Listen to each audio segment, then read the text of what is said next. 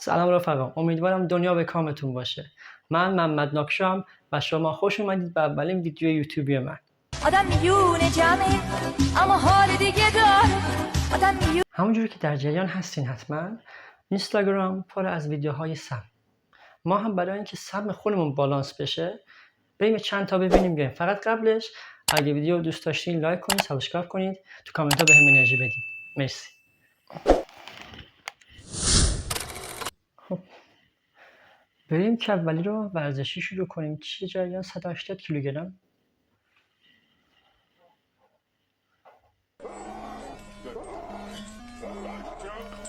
داداش چه کاریه؟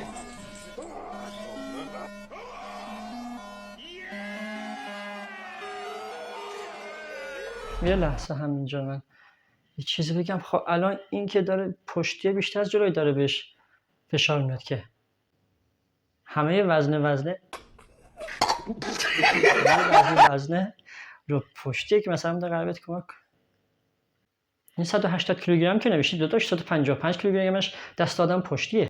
الان اون کمرتو ول کنه وسط نصف میشی. این شیرین پشتمه. مجبوری. بریم بعدی.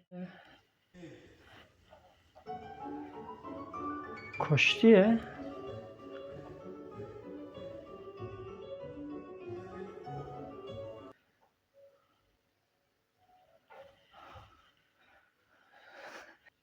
بابا تو با این هیکل باید به خیابون ببینی چه وضع رو بالا میرختی. بالا است. بالا میرختی. خجالت بکش اصلا که مردی که گنده. میگن آخر زمان شده. ما ول کن جان ما. بریم بعدی. بریم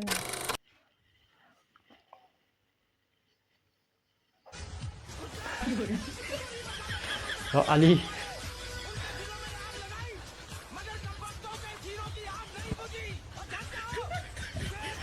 وزنه رو دیدی؟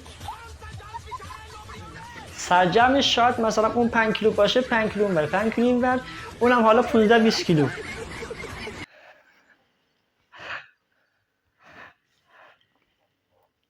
بالا سینه است تو نشستی داری از پشت سرشونه میزنی. ورزش رو عوض شده، ما اشتباه ورزش میکردیم. نمیفهمم. بریم بعدی. Blood all over your hands, does it make you feel like a man was just a part of your plan, the pistol shaking in my hand. دوستان یه لحظه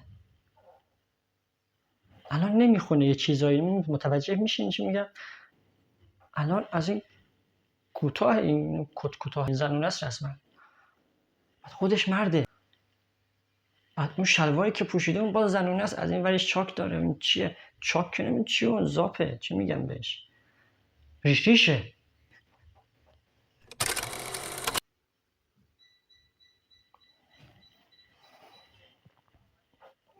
به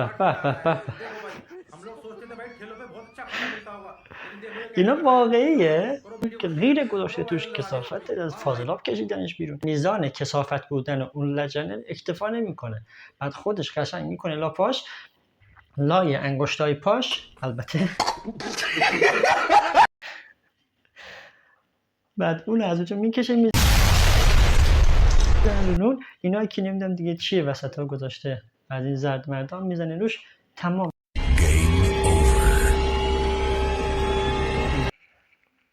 خیلی خوب بریم بعدی. داشتم رمبو عاشق سیسشم. میخواد همونجا دوش بگیره، مثل اینکه نبینه این سیلوستر استرونه این ویدیوها رو نبینه. خدا وکیل آبرو میره. ولی همینجا ویدیو رو به پایان ببریم. خیلی ممنونم که ویدیو رو تا اینجا تماشا کردین. امیدوارم دوست داشته باشین. اگه دوست داشتین لایک کنین، سابسکرایب کنین، کامنت بذارین و بهم انرژی بدین. همیشه شاد باشین و لبتون خندون. خدا نگهدار.